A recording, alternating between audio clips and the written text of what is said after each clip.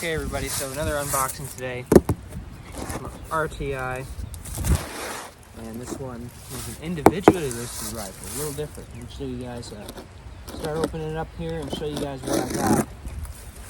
Hope the audio and video is okay on this.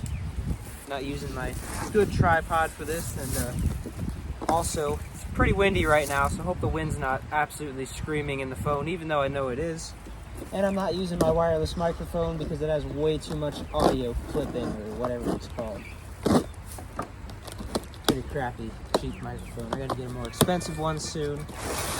But I used that in the GRAW video. It took me a while to filter that sound out with editing software.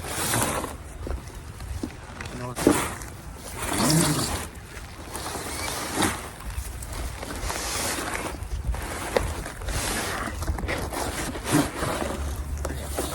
these packing peanuts in the box so they're not blowing everywhere. Oh, there goes a couple. We lost a few.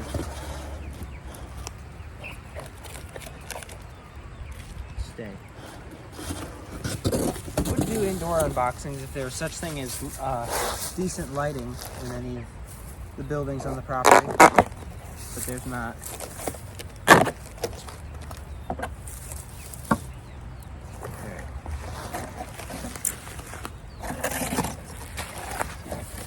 Stuff this back down in the box.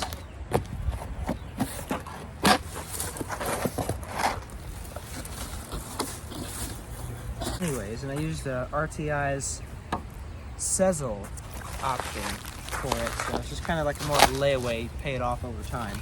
That's what we're doing on this thing. Pretty neat, I like how that works. So don't have to pay in full, because this was definitely a more expensive one, because it's a much more uncommon rifle than a lot of the other ones RTI's got, and not only that, but individually listed, so, you know. And it's in really nice shape for its age, I think, anyways. From what I saw in the photos and the description, it's just about out of packaging here. Okay, there it is.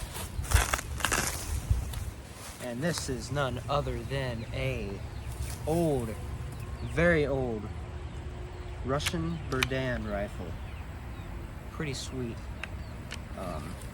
It's in nice shape. The wood's a little rough, not much rust, but probably because it's been wire wheeled in Ethiopia.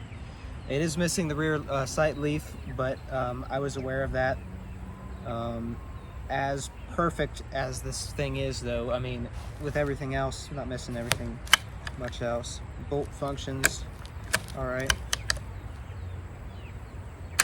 Berdans don't have the best locking mechanism or anything, of course, but I mean, it's for what it is. 1884 is the date on this thing. From what I've read from RTI.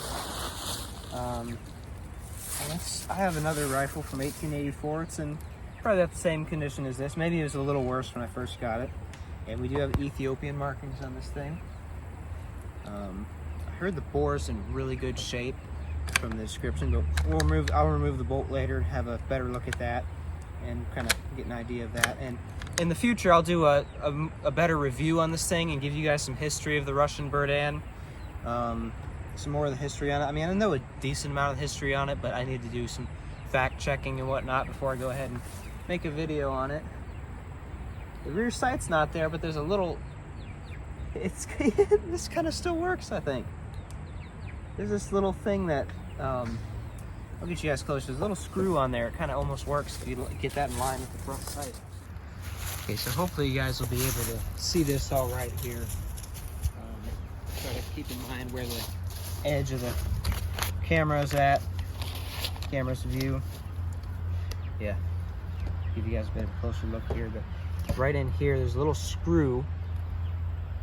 And when you line it up with the notch on the front sight, it's kind of gives you a little bit of a idea of where you're aiming at. And if I find a sight leaf for this, I will absolutely put it on.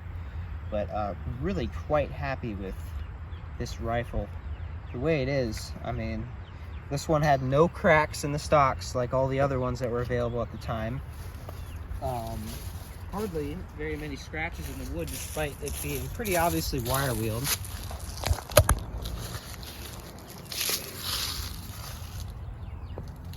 There's for the sling, similar to the more modern Mosin Nagant. Of course, this wasn't, actually this was Russian built, but it is an American design that we let the Russians build. See on there's some Cyrillic Russian. Have to translate that, not too sure what it says. And then there's the date. You guys can maybe see without me getting in the shadow, 1884 on there. Pretty sweet. There's the serial number, 10,012.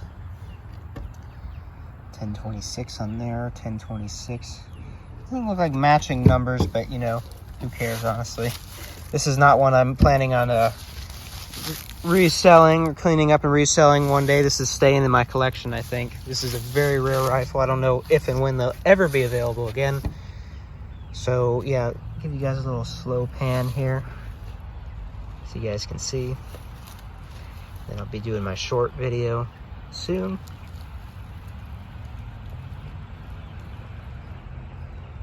Very sweet.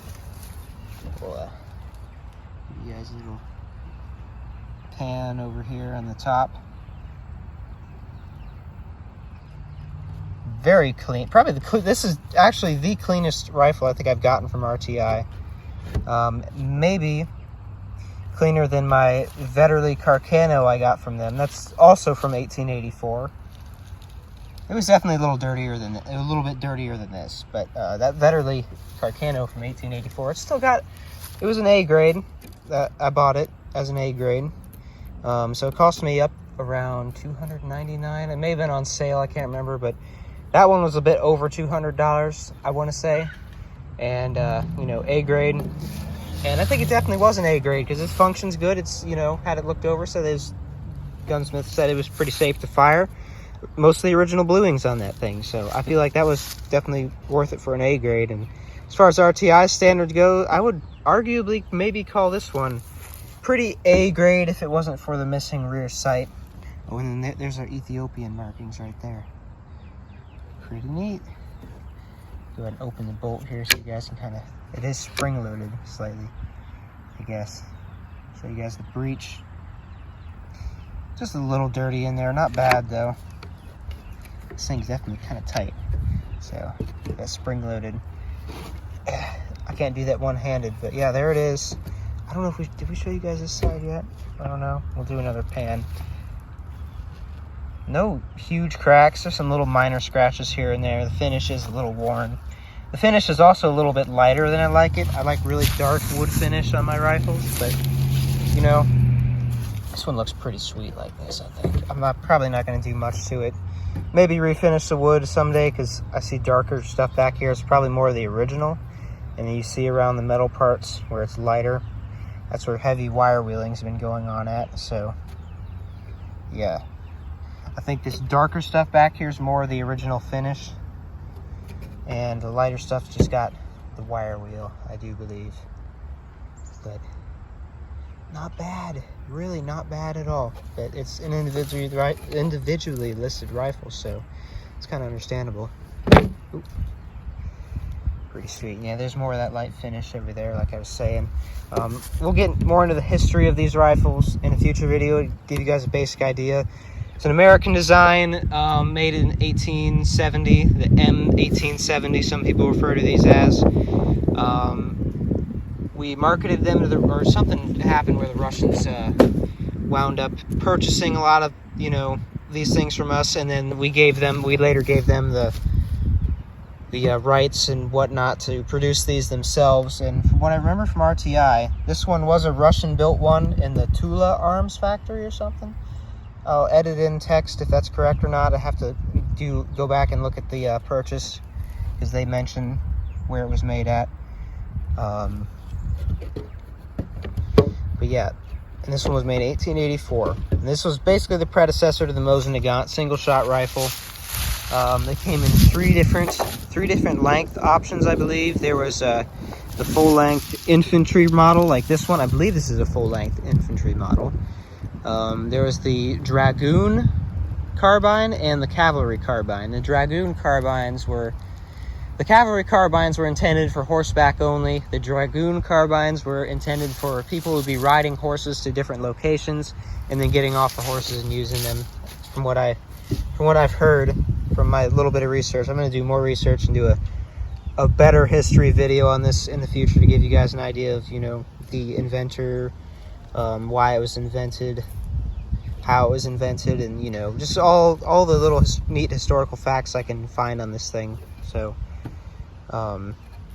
with that, I guess, thanks for watching. Feel free to like and subscribe. Sorry for the rather mediocreness of this video and whatnot. Nothing too professional here on this channel, yet at least. So I'd like to apologize for that, but I hope you guys enjoyed. Let me know what you think about this rifle. And I will see you guys very soon in the next video, and probably start doing some live streams soon, I think. Of some kind, I don't know.